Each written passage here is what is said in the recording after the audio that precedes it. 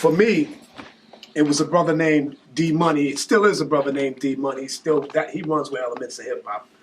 But anyway, he used to live next. Well, he lived in Harlem, but his grandmother lived next door to my mother in Queens. His brother was a little older than him, so his brother used to be at Harlem World and all of that, and he used to get them tapes. So in the summertime, D-Money used to visit his grandma for the summer. So right before he was leaving Harlem to come to Queens, he would steal a couple of them tapes from his brother, bring them out to Queens, and that's what turned us on to it, you know. So we used to be on the steps, just emulating all of the old school MCs, and that's how it came about. And then I just started writing my own stuff because I liked it, you know what I mean? No question. So that's how, you know. Right. So how did it get started with Mikey D and LA Posse? Well, that LA stands for Laurelton for us. A lot of people thought it was Los Angeles and all of that, but if you come to Laurelton Queens, you see the signs. It says LA period, not L period A period. You know, Laurelton Parkway, whatever.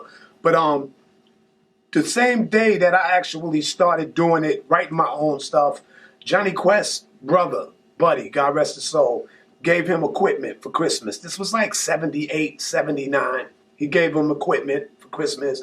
And the funny thing, Quest and me both wanted to be the DJ. Nobody really wanted to be the MC. That's what was up back then. Right. Yes. But, you know, I started writing because I like, you know, what Grandmaster Caz and Mo D was doing when they were snapping on people and all of that. So anyway, Quest won the coin flip and he was the DJ and I was the MC. So it was Mikey D and Slick C, that was his name, Johnny Quest, before, you know what I mean? And then we got Paul C down with us a couple of years down the line. He's another legend, yeah, you know. And then it was just Mikey D and the LA Posse because, you know, everywhere I went, it's like I had this big voice, but I was a little dude. So when people used to hear my records, they thought it was this big, intimidating dude, but I was this little dude, but I had like 100 brothers with me. So that was the LA Posse, you know. Good enough.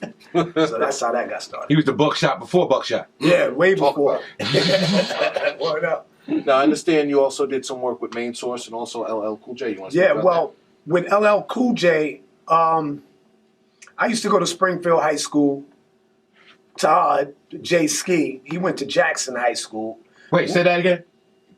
Todd, which is... Well, we know about Todd. What was the other part? J. Ski. That was J. Ski. Yeah, that was... J. Ski, my dude. Born in Bay Shore. Born in Bay Shore, Long Island. Born in Bay Right Shore. now he up in Brookville, but I'll go check him out. J. Ski. Yeah, so he went to Jackson. So, you know, Springfield and Jackson always were rivals, you know, as far as basketball, football, whatever. Now it's music. So we had a mutual friend just to see who was better. You know, Mikey D's repping Springfield, you Jackson, boom. So they got us we were supposed to battle at this spot called Roller Castle in Elmont. And Flavor Flav was with this crew called Black Spectrum. And they used to host all of the events. So, you know, Jay and me, we agreed to meet up there, neutral grounds, you know, to battle. But back then, cats used to, before they would go on, they would compare notes. Like if we was in the dressing room, yo, spit a rhyme, man, and I spit one. It wasn't really a battle. We just feeling each other out. Okay. But the reason we didn't battle is because of the similarities in our growl and the voice texture and the styles and the you know, the cadences and all of that was a lot alike. So instead of battling, we started rocking together. You know what I mean? So one day he came around the way and he changed his name to Cool J. Now, mind you, I had a crew called the Sensational Four. It was Ever-Loving Kid Ice, Lovable Little B, Loverboy TC, Playboy Mikey D.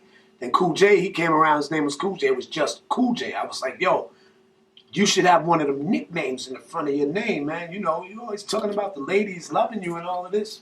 Ladies love Cool J. And, you know, it was a suggestion, and he ran with it, and that's how that LL was born, you know. But then, you know, a lot of, you know, he made records, I made records. He went this way, I went that way. He was in the street, I was in the street, you know what I mean? I was drinking 40s, he was handling his business, so I was around a bunch of people that really was hating on him, but they didn't have talent or wasn't nice enough to get at him, and they thought that I was that dude that could get at him, so they would use me as the mouthpiece and, you know, putting a battery in my back, and I was just going at him, you know. That's another story.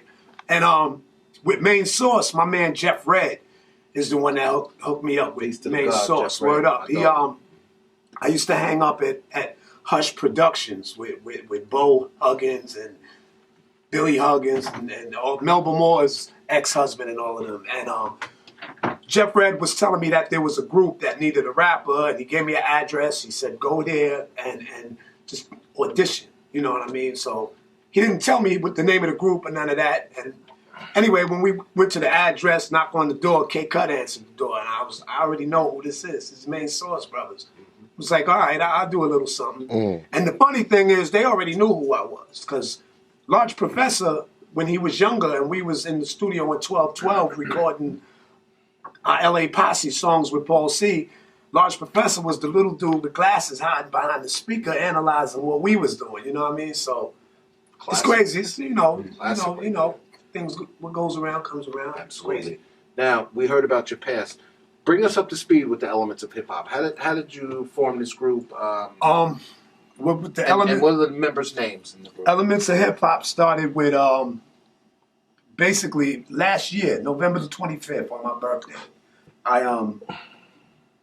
Prior to that, I did an interview with DJ Mercury up in Albany on his radio show. So I told him my birthday was coming up. He was like, yo, I'll bring the equipment down. If you get a spot, I'll rock it for you. I was like, all right, well, let's do that.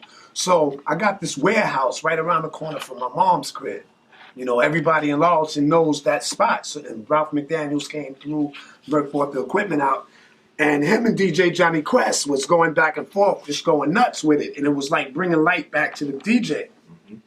So I went home, you know, I went back upstate and I was like, yo, that was real crazy, you know what I mean? And I was like, a lot of these rappers is forgetting about the DJ. And if it wasn't for the DJ, it wouldn't be no MC.